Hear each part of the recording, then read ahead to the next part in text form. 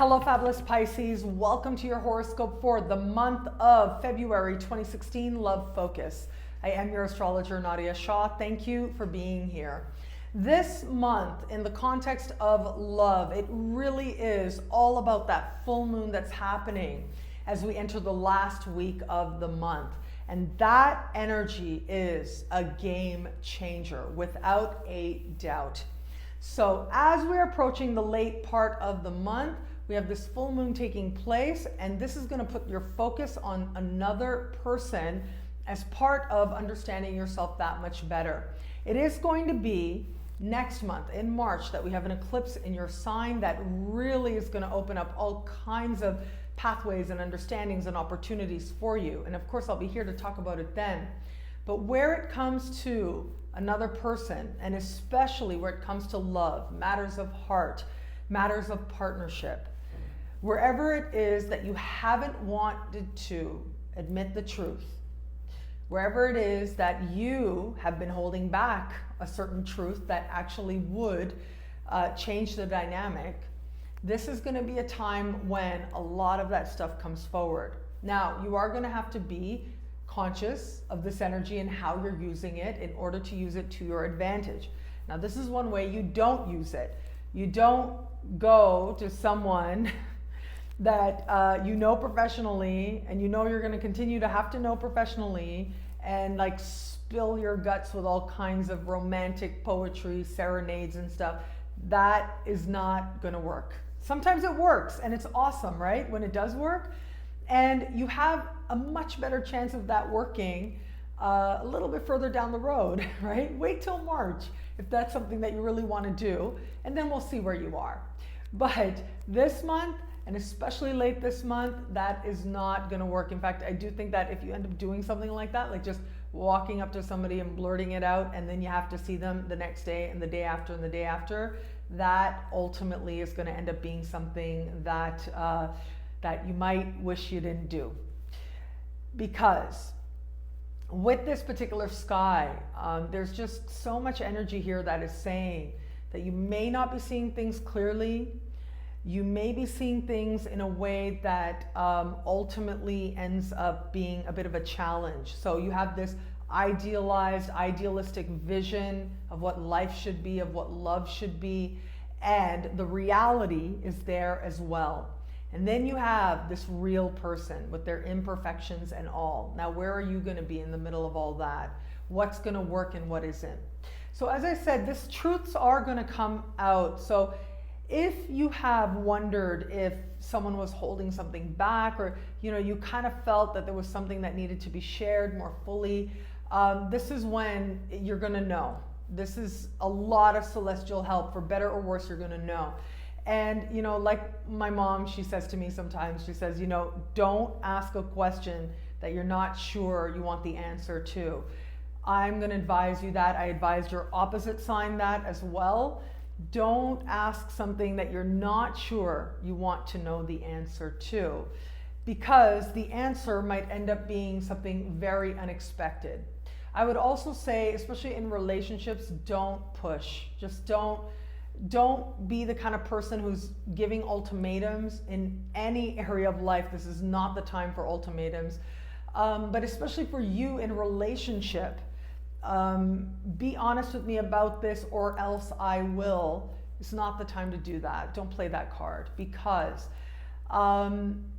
it could not work. It might not work the way that you are hoping, and what you find out may ultimately be something that you really didn't need to know in the first place, and really was better for you not to know. So this is where you trust the wisdom, right? However, it might also be you that is holding back. And if that is the case, then you want to be mindful that this energy is at play. Now, what are you going to do with it? Does this actually concern the partnership that you're in or not? For those of you who are open to meeting someone new, the element of seeing what you want and then, being very sort of taken aback by the reality, and having to find your adjustment within it, this is something that is possible now. So my advice would be, like as I said, as I opened with, You know, don't, if it's somebody that you think you're never going to see again, it's one thing. But if you know that this is a person who's going to be around for a while, maybe you want to hold back a little bit. Having said that, as I look at this, you are going to be learning something about yourself. And it just might be that, a couple of things. It just might be an understanding of that you do want love, and that what it is that needs to be released or let go, what fear is there that might keep love at bay, that you now are ready to see with greater compassion so that you can release that energy. That's a great way to use this full moon. The other thing with this particular full moon as well is that there's an element playing out here that does suggest where you might need to bring a level of compassion where you didn't expect it. And so you meet somebody and you're talking to them and everything seems to be amazing, and then all of a sudden they start telling you about their ex and their divorce, and you know, this person is not ready for a relationship in any sense. They start thinking that you're their therapist. Like, that kind of scenario can also play out as we move towards the later part of the month.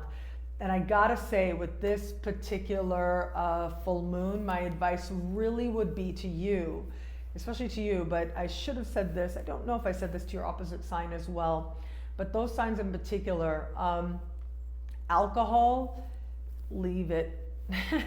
For the last week and the first week of next month and the last week of this month, but particularly with the sun meeting Neptune in the sky, it is not the time to mix love and alcohol, only because this will have you spilling your guts, and it will be stuff that you will be like, why did I say that? Why did I reveal that? And can end up creating really awkward situations.